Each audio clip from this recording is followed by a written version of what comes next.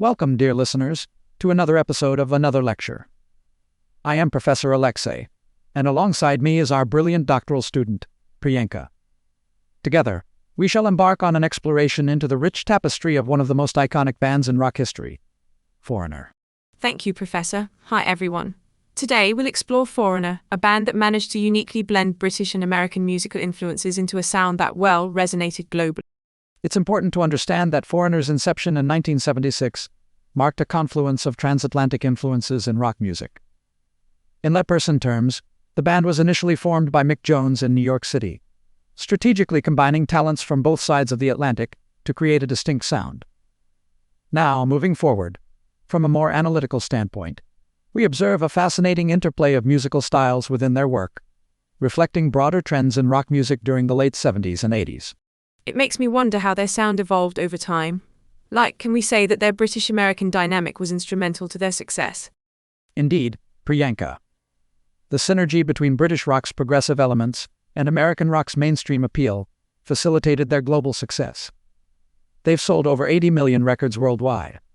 This achievement underscores their influential role within the rock music framework. Furthermore, the band's dynamics, shaped by multiple lineup changes and creative input disputes, offer crucial insights into the complexities of maintaining artistic integrity over decades. It's interesting to think about those dynamics and how they might have affected their legacy. So basically, what are some key moments in Foreigner's history? To substantiate with key facts, Foreigner was formed in New York City in 1976, a pivotal moment marking their entry into the music scene. Their eponymous debut album, released in 1977, was a substantial commercial success, reaching number 4 on the US charts.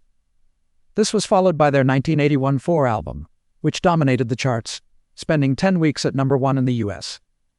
And most recently, they were inducted into the Rock and Roll Hall of Fame in 2024, an accolade that reiterates their enduring significance. Wow. Those are some pretty impressive milestones. Professor, do you have a personal connection or experience with their music? Indeed, Priyanka. You see, their soundscape provided the backdrop to much of my academic endeavors during the late 80s. The song Jukebox Hero particularly echoes within my mind, often serving as an unexpected accompaniment to my research into mathematical theories. But let us proceed to further explore the broader questions surrounding the band.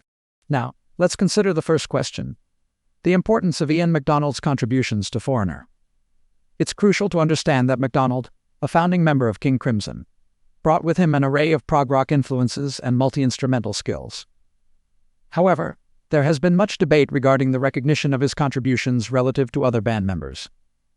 The historical context suggests that while his presence was catalytic in the band's formative years, his overarching influence might have been muted as the band's sound evolved towards mainstream rock. I'm curious about the prog rock influences you mentioned earlier. Can you elaborate on how it shaped their music, particularly in those early years? Certainly, Priyanka. The prog rock elements introduced by MacDonald added depth and complexity to Foreigner's early compositions. His adept multitasking on varied instruments provided a distinct musical sophistication, propelling songs like Cold as Ice to incorporate intricate layers that captured the listener's imagination. As we progress through their timeline, we observe a gradual shift towards a more streamlined rock sound, largely guided by Mick Jones. Moving to our second query: would the retention of all original members have altered Foreigner's trajectory?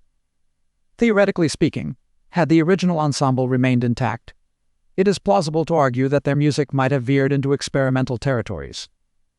Nevertheless, the inherent challenges associated with maintaining creative harmony among diverse artistic visions often dictate the necessity for change, as seen in the notable 1980 shift instigated by Jones. So maybe it's just me, but what impact do you think those changes might have had on their music if the original members had stayed? It's an intriguing hypothetical, Priyanka. We can infer that the band might have explored more diverse and complex soundscapes, possibly enriching their artistic repertoire. But it's also plausible that their commercial appeal might have dwindled. This brings us to the juxtaposition of artistic ambition versus commercial viability, a common narrative in the trajectory of many iconic bands. Our final question interrogates Foreigner's authenticity in Mick Jones's limited presence, specifically during performances due to health challenges. It's a challenging dynamic, undoubtedly impacting perceptions of authenticity and performance integrity.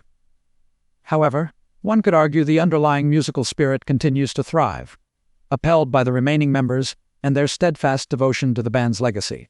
I often think about how audiences perceive the band with Jones's limited involvement. Is there any insight on how that affects their performances?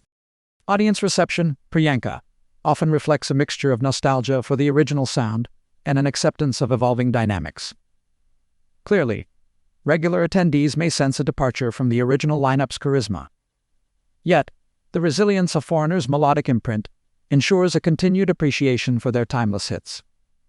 Nonetheless, further analysis is required to fully understand the long-term implications of lineup changes on artistic integrity.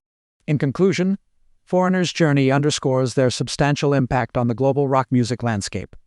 A narrative fueled by a blend of inventive musicianship and persistent commercial soft power. They stand as testament to the complexities and accomplishments inherent in sustaining a musical entity across decades.